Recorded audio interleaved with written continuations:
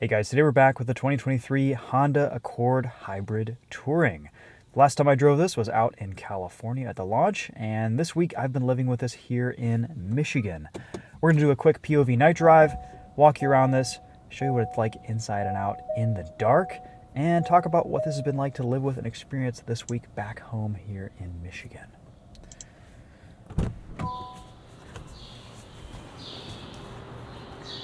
So, some basics. Around $40,000 for this top trim hybrid touring. We have a 204 horsepower hybrid 2-liter inline 4-cylinder. This is a comfortable, economical, luxurious, and very nice sedan. One of the best options in this class, if not the best in my opinion. I think this is Honda's new hybrid system is just one of the nicest, smoothest systems on the market. A little bit more refined than what Toyota's been doing. Very quiet, and just really nice to live with on a daily basis. We've already done a full walk around on this Accord Hybrid Touring, so we're not going to bore you with all the little details, but all you need to know is lots of trunk space, lots of room in the rear seats, nice interior lighting. We have USB-C ports all throughout this Accord. Look at the amount of leg room we have here. This is insane.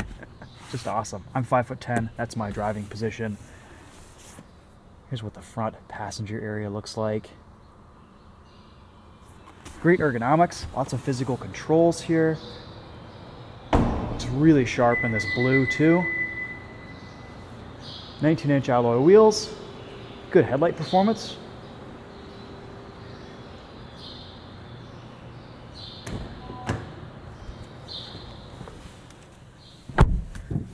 We get a sunroof up there. Love this interior LED lighting. It illuminates everything. In this touring model, we get a fully digital gauge cluster. We can see navigation, which is a Google Maps system, which is awesome. I'm almost tempted not even to connect CarPlay to this car because Google Maps works so well. And the rest of this infotainment is actually quite a step forward for Honda. It's really responsive. We get all these satisfying clicks and noises when you press the buttons or the icons in the screen. You get kind of the split setup where you can see your time, your power flow, compass nav, etc. Of course, CarPlay and Android Auto both connect wirelessly. No complaints or hiccups with that. All very straightforward. You get Google Assistant. You can see your power flow. This week, I've averaged around 40 mpg in this Accord. I did a longer road trip, about 170 miles round trip, and on the highway, it was sitting solidly at 40 mpg. This is rated for 44 combined, so that fuel economy isn't necessarily matching up with the EPA numbers, but that's pretty typical for these hybrids, and it was a warm day out. So real-world fuel economy, you might see around, high 30s, low 40s. Maybe when the engine breaks in a little bit more, that could change. We have a really nice reverse camera here. Tons of illumination. It's pretty dark in this parking structure, and I can see out of this grate. It's clear, it's sharp, no complaints there. That is awesome. Except, it would be nice to get a 360 camera, which I don't believe we get in this touring model. A couple little omissions here.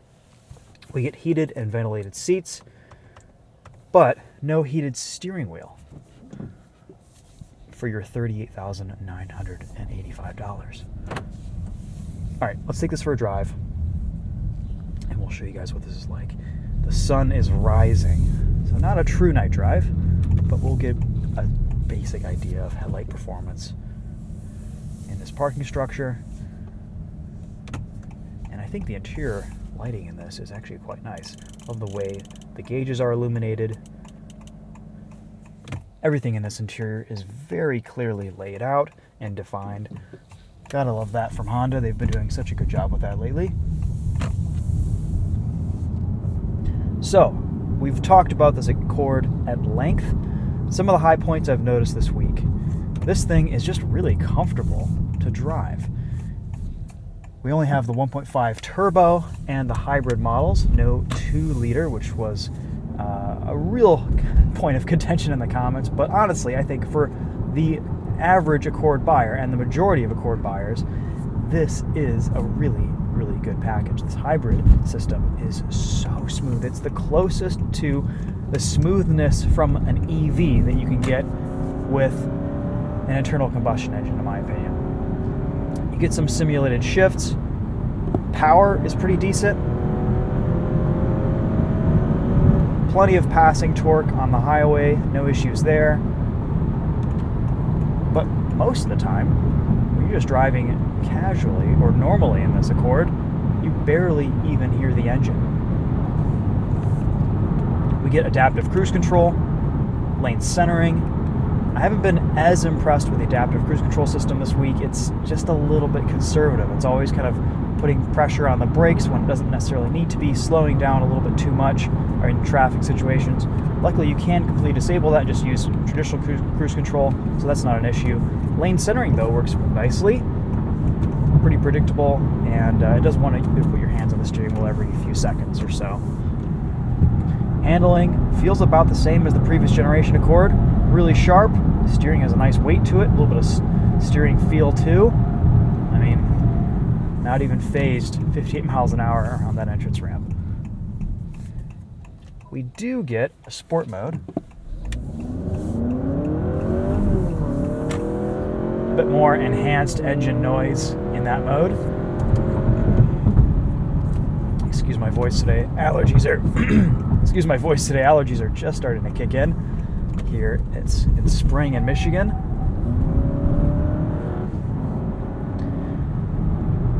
Okay, so this Accord Hybrid is actually kind of fun to drive. Dynamically, it's quite good around a corner, and it has enough power, and the power delivery is just so smooth from this thing. It's actually pretty satisfying.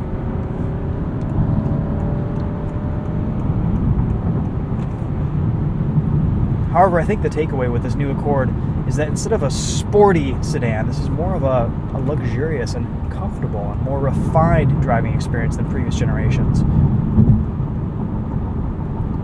This touring model, especially over all of the other trims, is a lot more quiet on the highway, a lot quieter at speed. This is definitely one of the quietest Hondas on sale. Something that they've been struggling with a little bit lately is just road noise and NVH. And on these Michelin tires, this touring is pretty nice.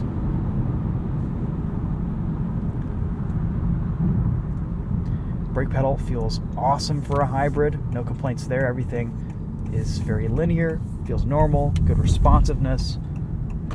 Ride is definitely on the firmer side, but it's still quite well composed and comfortable.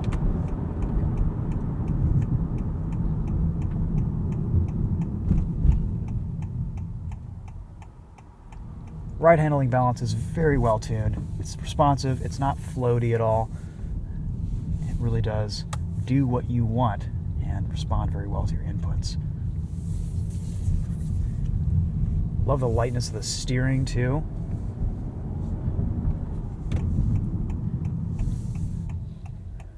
This hybrid powertrain is really interesting because the engine acts as kind of a motor generator, and you'll see this pop into EV mode, sometimes 75 miles an hour on the highway just to save fuel. So it's always kind of transitioning back and forth. You can cruise around at lower speeds in EV mode, no problem. You can hear there's a bit of a sound played underneath the car from a speaker just to warn pedestrians that you are a car driving behind them. That'll fade away after about 25 miles an hour or so.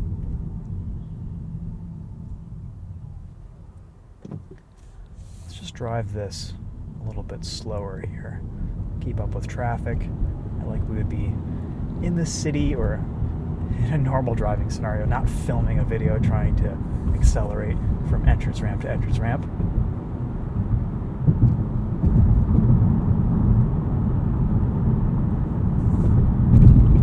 This has been a really relaxing car to live with this week.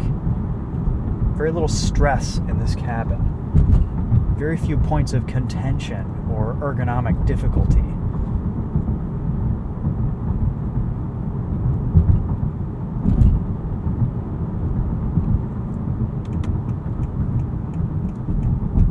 I like these seats. They're very comfortable. Driving position is excellent.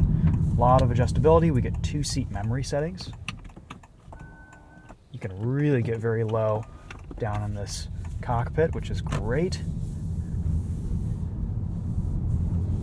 Materials feel really nice too. I mean, this, honestly, for what this touring model offers, feels like kind of a bargain at 40 grand. I mean, that's less than the average price of a new car these days, even though it is still a lot of money. This thing just drives awesome. A few little vibrations and rattles in this cabin, but nothing consistent.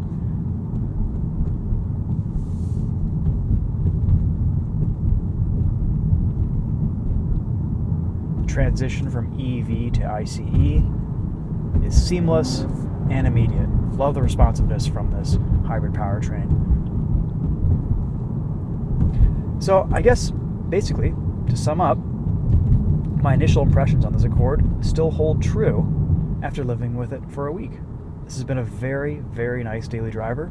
I feel safe, I feel comfortable, I feel relaxed. Very nice car overall. Headlight performance is good, it looks good inside and out. I do really like the new design of this Accord. I think it's a very sharp look. It looks a little bit bigger on the road and more stately, a bit more solid and luxurious.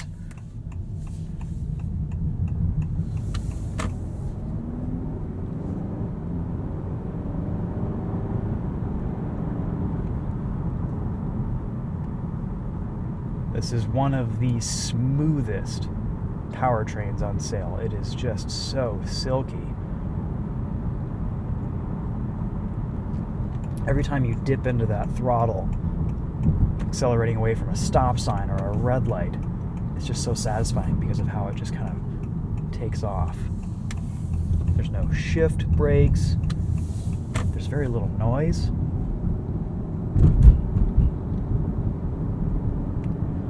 Previous generation Honda hybrid systems were a little bit strange in their tuning. Sometimes the engine and the power output wouldn't quite match up, and they've solved all of that and improved upon it vastly in this latest generation. And like I said at the beginning of this video, I almost prefer this in some ways to the Toyota hybrid systems. They're just smoother, quieter.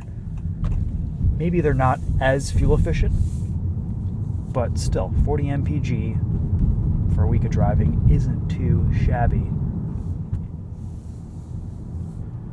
Definitely depends on the type of driving you do too.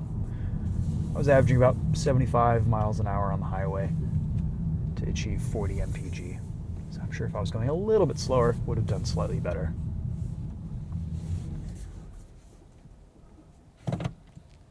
Okay, that's a quick POV sunrise drive in the 2023 Honda Accord Hybrid Touring. Thanks so much for watching. Let me know if you guys have any questions in the comments. We'll see you guys in the next video. Thanks for watching. We'll see you later.